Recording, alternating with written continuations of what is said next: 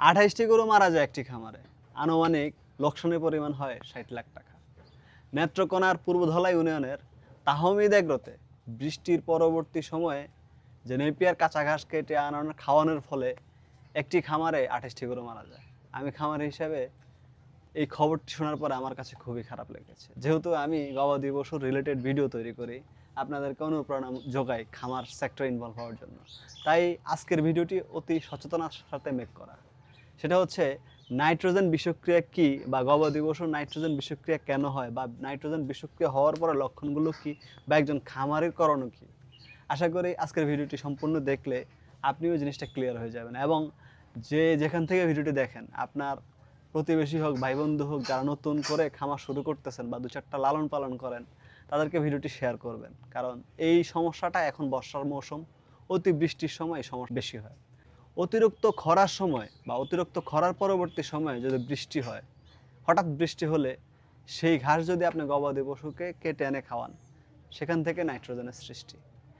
এবার আসি নাইট্রোজেনটা কেন সৃষ্টি হয়। কারণ নাইট্রোজেন ছাড়া ঘাস বড় হয় না।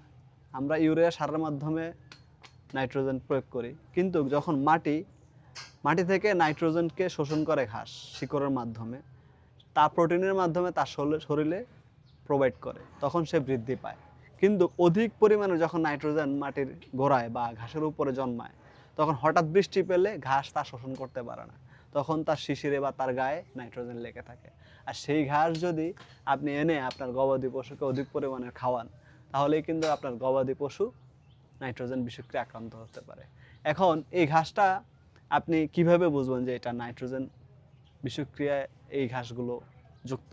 দেখেন, নাইট্রোজেন বিষক্রিয়া বৃষ্টির পরে, অতিরিক্ত বৃষ্টির পরে আপনি কিন্তু সেই ঘাসটা কেটে আনবেন। আর যদিও কেটে আনেন, তখন আপনি সেই ঘাসটাকে 6 ইঞ্চি উপর থেকে, বা যদি চাষের ঘাস হয় 6 ইঞ্চি উপর থেকে কেটে নিয়ে আসবেন, এনে 2-3 ঘন্টা রোদ্রে আলোতে শুকিয়ে তারপরে খাওয়াবেন। এখন বৃষ্টির সময় রোদ নাও হতে পারে, তখন আপনি একদিন আগের ঘাসটা আপনি আপনার গবাদি পশুর জন্য নিয়ে আসবেন।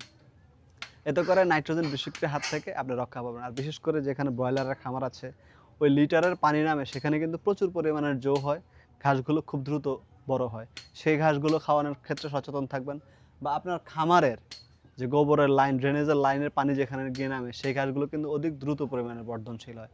সেই ঘাসগুলো খাওয়ানোর আগে অবশ্যই এই বিষয়গুলো মাথায় রাখবেন। এখন আসি, নাইট্রোজেন বিষক্রিয়ার লক্ষণ প্রকাশ পেলে খামারে কি কি লক্ষণ দেখা দেবে, আপনার গবাদি পশুর প্রতি এই ইফেক্টটা কীভাবে পড়বে। দেখেন, একটা গরু যখন ঘাস খাচ্ছে, হঠাৎ করে সে যদি কাঁপুনি শুরু করে, বা সে যদি শ্বাস নিতে কষ্ট হয়, তখন বুঝতে হবে যে আপনার কিছু না কিছু সমস্যা হয়েছে। তখন আপনি গবাদি পশুর চোখ দেখবেন নীলচে একটা ভাব থাকে, সেখানে কালো হয়ে যাবে, এবং আপনার গবাদি পশুর জিহ্বা মাড়ির ভিতরে কালচে একটা ভাব চলে আসবে। তখনই আপনাকে বুঝতে হবে আপনার গরু নাইট্রোজেন বিষক্রিয়ায় আক্রান্ত। তখন আপনার করণীয় কী? আপনি সাথে সাথে তেঁতুল গোলানো পানি আপনার গবাদি পশুকে খাইয়ে দেবেন। এটা হচ্ছে সনাতন একটা পদ্ধতি, গ্রামীণ ভাষায় এটাকে বলা হয়। এবং দ্রুতই চেষ্টা করবেন গবাদি পশুকে পানি খাওয়াতে। এখন সাদা পানি যদি খেতে না চায়, সাথে চিটাগুড় লবণ মিশ্রণ করে পানি খাওয়াবেন। আর দ্রুতই আপনি আপনার নিকটস্থ পশু হাসপাতালে যোগাযোগ করবেন। আশা করি ভিডিওটি আপনাদের কাছে ভালো লেগেছে। ভালো লাগলে অবশ্যই ভিডিওটি শেয়ার করতে পারেন। আসসালামু আলাইকুম।